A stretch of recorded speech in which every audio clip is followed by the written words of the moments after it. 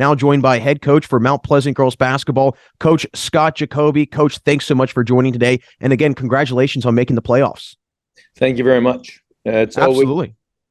It's always nice to see the season finish with a playoff berth. Yeah, I'm sure that definitely gives you guys a lot of, again, good feelings, especially with how last year went with you guys and finishing with a losing record, bouncing back this season, having a winning year. I know that you called last year kind of a regrouping year for your group. How would you say your team regrouped and really responded coming into this season?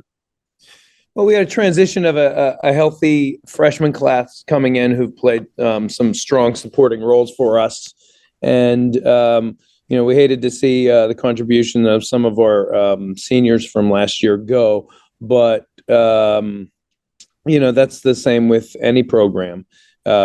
We knew that, the good hard work you put in the off season, and then when we moved from Quad A to Triple A, that whole set of circumstances has, I think, put us on the right track for success here.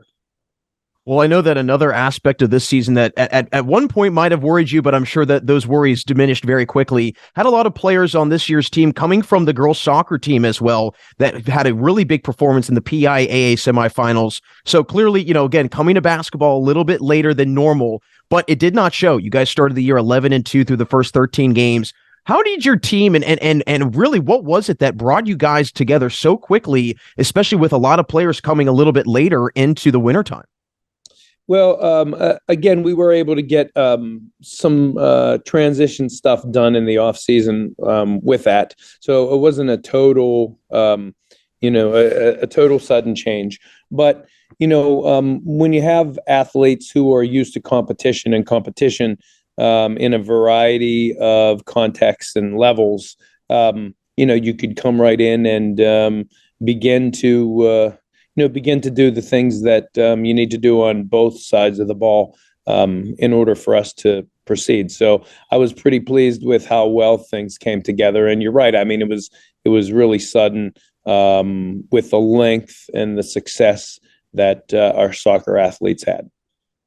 Well, I know that one of the players on the hardwood that's had a lot of success and really been at the center of the success for your team is Tiffany Zellmore, and just the incredible season that she has had. What's it like having a player like that not only can contribute on both sides of the ball, but at times, if she's double and triple teamed, she can make other players around her better? Yeah, it's a luxury. It really is. Tiff finds a way to get things done, as you said, on both sides of the ball, but particularly she's at the heart of our offense. And, if it takes a little bit of the heat off other folks for a shot or, to make that extra pass, that's all the better. So you're right. Well, I know that not just Tiffany Zellmore has been the reason for the success, but you've also had a nice blend of underclassmen and players with not as much experience, but have still been able to really contribute this season. Kayla Rumbaugh and Nina Province, two of them to make note of. But how have you seen this team kind of, again, grow, especially with the inexperienced players, but also how have you seen some of the older players kind of step in and become leaders? Yeah, well, you always expect that from your seniors, and they're seasoned players, and they bring that level of experience and leadership to the floor in a variety of ways, whether it's vocal or just performance-based, leading from the front. We have one junior, our point guard, Riley Gazinski, who has had just an outstanding season in regard to everything from assist making to doing the job on the defensive side of the ball to being a strong contributing scorer. So that's one aspect of the game that I think has really driven and helped us. You mentioned the contributions of the two sophomores, and we're getting freshman contributions from Morgan Gazinski and Grace Arrigo and Carmela Spallone off the bench, and those are quality and key minutes whenever someone needs a break or there's an injury or just to fill in a gap for some time. So been real pleased with how our younger players have responded and grown in their roles in support of the team. Well, I know that you still, again, have a good bit of your season ahead of you, and you've got a tall task ahead of you going up against a very good program in Our Lady of the Sacred Heart. What's that mentality heading into a road playoff game? And also, what's just been the message to your team as of lately, going up against, again, a team on the road, also kind of going in it with being the underdog?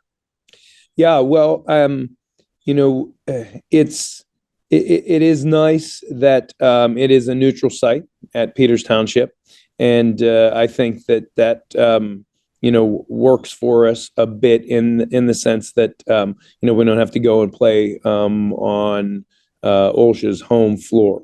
So further, as you said, it is an opponent with a well and established program, and actually we've seen them before. We scrimmaged them in the beginning of the season up here at our place.